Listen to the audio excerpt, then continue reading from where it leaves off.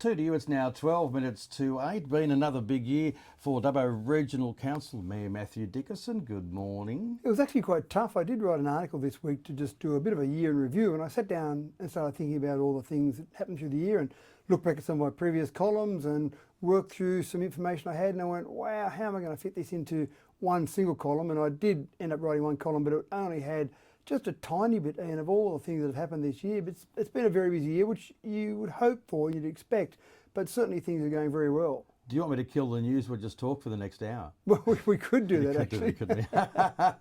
Well, last year, the previous year was a year of learning, so there was a bit of consolidation of that knowledge and experience, I guess, over the past 11 and a half months. No, I think you're spot on, because at the beginning, or at the end of 2021, December 2021, the election was held, and we had, of the 10 councillors on Dubbo Regional Council, 9 were brand new to Dubbo Regional Council. So at the beginning of 2022, lots of training, lots of courses, lots of introductory information about council, so a lot of things to learn, and it was hard for councillors to get going straight away because there was so many things, or so much they had to learn and so many courses they had to go to. But this year, I think the councillors have got that year of experience, they've got all that training, that knowledge, so I think really this year was hit the ground running and away we went. I think in your case too, because you would have previously been the mayor, you were out of it for a while, so you were the rebadged one, so there was only one carryover, wasn't there? Correct, there's only one person. Vicky Etheridge was the only councillor from the last Dubbo Regional Council, so I said 9 were brand new to Dubbo Regional Council, and even though I'd had previous experience with Dubbo City Council, the gap there that you mentioned there was one part, but also it was a new council, Dubbo Regional Council. We didn't have to know about Wellington and some of the things around the Wellington area last time, whereas this time we had to know about that. So there was still things to learn, things to catch up on. So yeah, 9 brand new councillors at Dubbo Regional Council, but I think they all threw themselves into that training and all the, if you like, introductory to local government, and also just learning about what happens with local government in this particular area. So I think they all did very well. So this year, absolutely hit the ground running and away we went. Actually, I might want to mention just very, very briefly before we have a look back there too, the 2024 Australia Day ambassadors have been announced for right throughout the region, but particularly we'll focus here on Dubbo.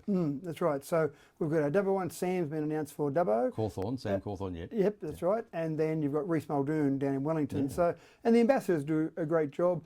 They come along and really, I suppose their job, I don't know what their contract says, but I suppose their job is really to make people feel good about being Australians, and I think those two will make people feel good, as we've had in the past. And I also think it's quite nice when people receive their various awards from people that are well known around the country, but also just being there, meeting them, talking to them. All the ambassadors I've seen in the past are very happy to stand around and talk to people for as long as they like. Also too, I notice you're off to a little later on this morning to announce the winners in the Christmas colouring in competition. Now you do know that you're not allowed to enter, you're just over the age bracket just slightly, I'm sorry. Like Dougal Saunders competition, all of my entries were rejected on technical or taste issues. It wasn't an age issue, you think? It was just on taste? Could have been that too. So that's happening a little later this morning. Correct, and we've got lots of different things that we've done for Christmas, which again is one of those things, trying to keep people here shopping locally. We had the Spot the Elf, we had the colouring competition, had people going in draws for various prizes. So it's been a good little effort from our team, our economic development team, to try and put all that together and make sure people are really out there shopping in our local environment.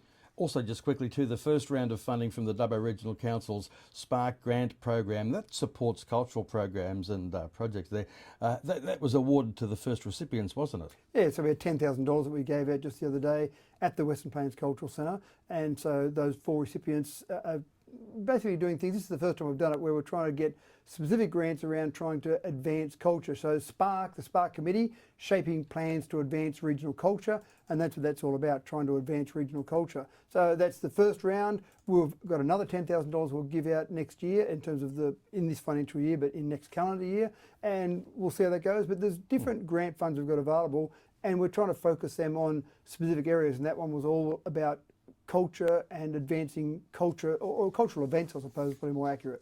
There were 4 recipients of that first round, weren't there? Yeah, that's right. Yeah, and this is the interesting part. We had $10,000 to give away.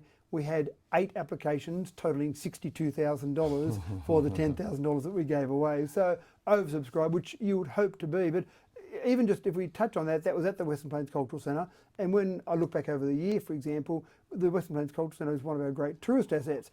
Oh, absolute gem it is. That's We right. catch up with Jessica later on too, but yeah, great. Yeah, 133,992 people went through the Cultural Centre in the last year. And when I say the last year, I've actually grabbed some figures from the end of November this year through back to the 1st of December last year, because obviously we haven't quite finished December. So when I'm saying this 12 year, months, I'm yeah. actually going 11 months of this year and the last month of last Yeah, year. yeah. But that was on the back of some great exhibits, for example, the Archibald Finalist Prize exhibition, Art Express, which is a curated exhibition of Year 12 exhibitions, even other things like Waste to Art. I really enjoy Waste to Art, but the various exhibitions we have through there throughout the year always keeps adding to those numbers. So that was, again, one of those little snapshots from this year in terms of the great numbers we had. Look, I think it's a gem. It's a nice place to be. It's nice and relaxed.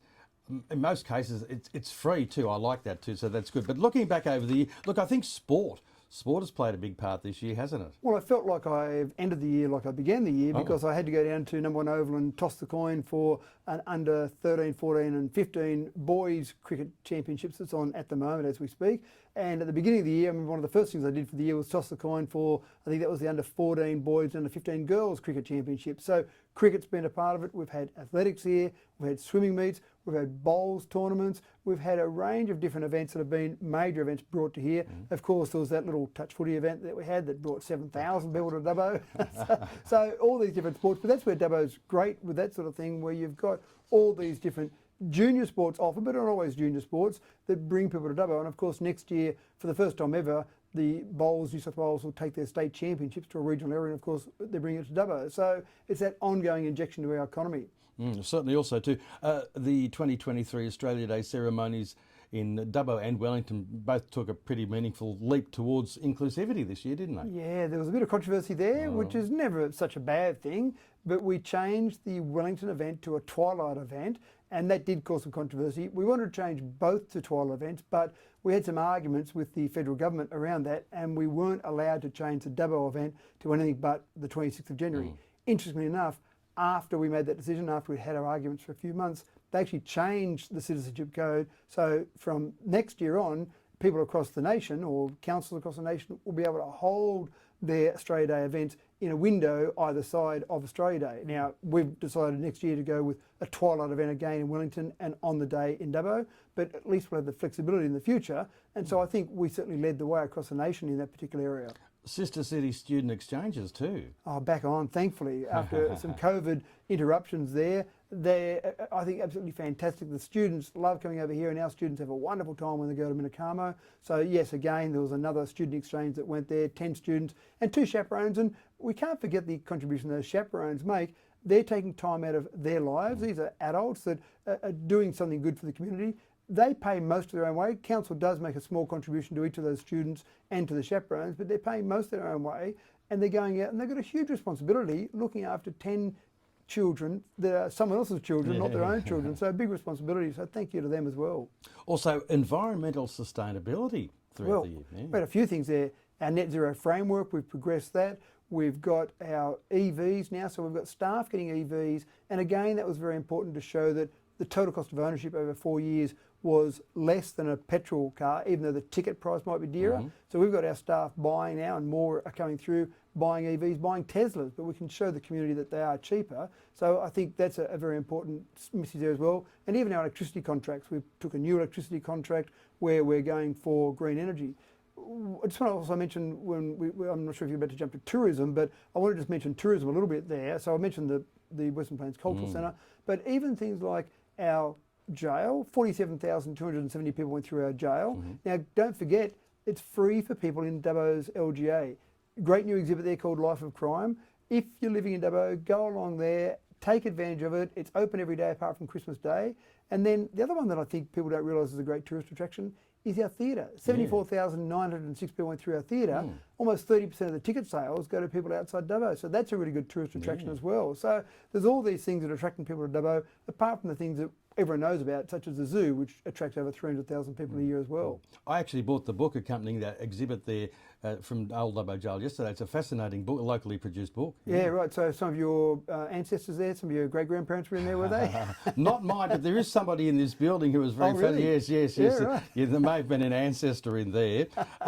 Also, to infrastructure updates, that was a big part of the year as well. Well, last year, if we were having this conversation last year, we would have been talking about the rain, and the damage to the roads. We've been able to fix the roads, or not all of them, but a lot of those roads. We've had some extra money from the state government, but even just things like the Booth and Bar Road intersection upgrade, Brocklehurst Playground, there's so many different pieces of infrastructure, and our 3D printed toilets, what a great success that's been.